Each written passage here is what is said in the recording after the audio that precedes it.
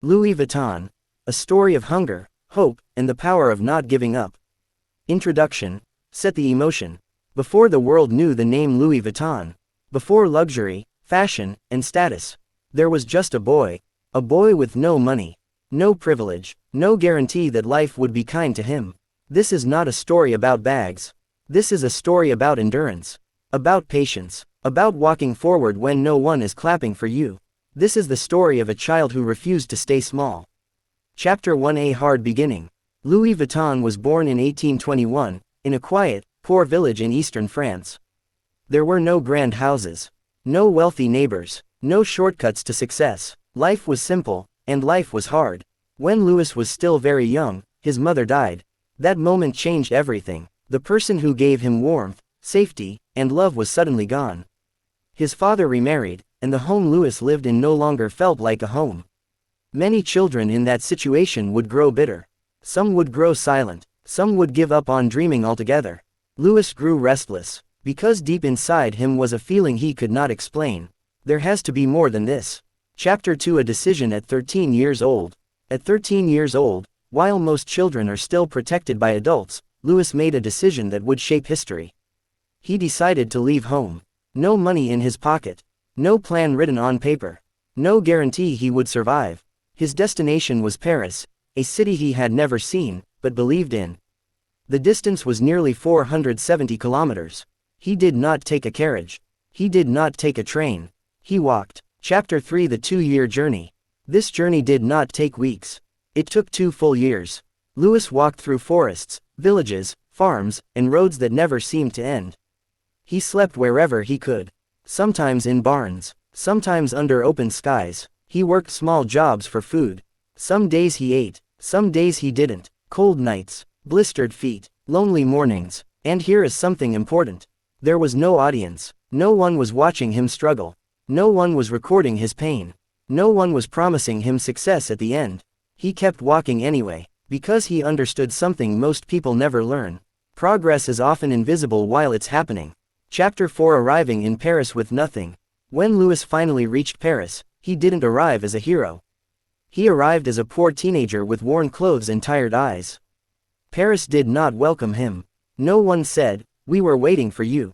No one cared about how far he had walked. And that is one of life's hardest lessons. The world does not owe you recognition for your struggle. So Louis did the only thing he could do. He went to work. Chapter 5. Humble work, powerful mindset. Louis found work as an apprentice box maker and packer. His job was to pack clothes and belongings for wealthy travelers so nothing would be damaged during travel. It was not a respected job. But Louis treated it like a craft.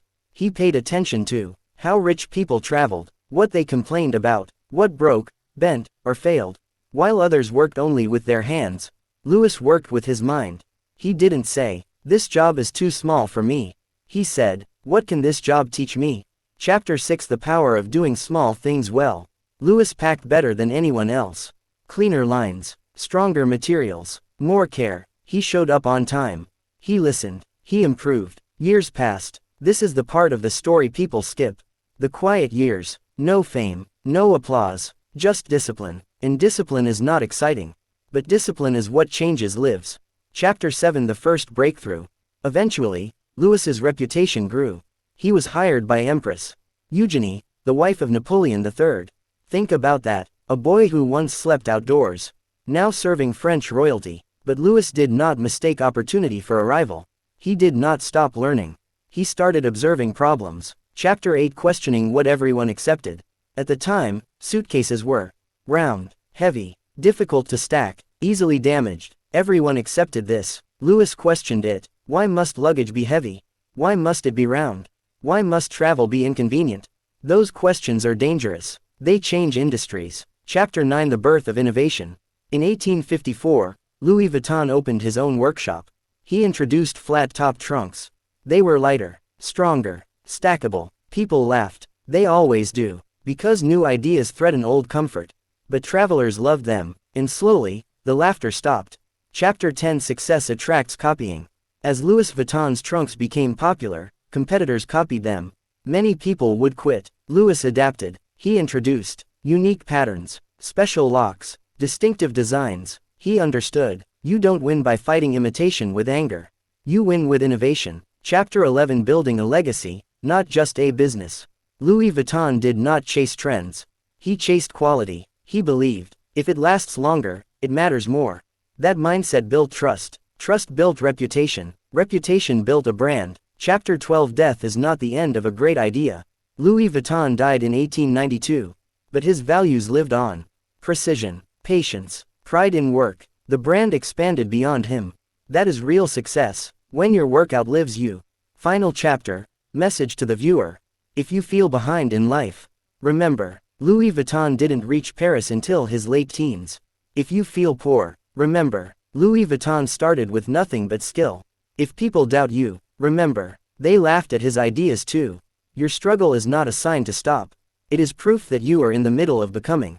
Closing words. You don't need perfect timing, perfect resources, perfect support. You need patience, discipline, courage to keep walking, because the world only remembers one thing. Who didn't quit? Keep walking. Your story is not over. The end.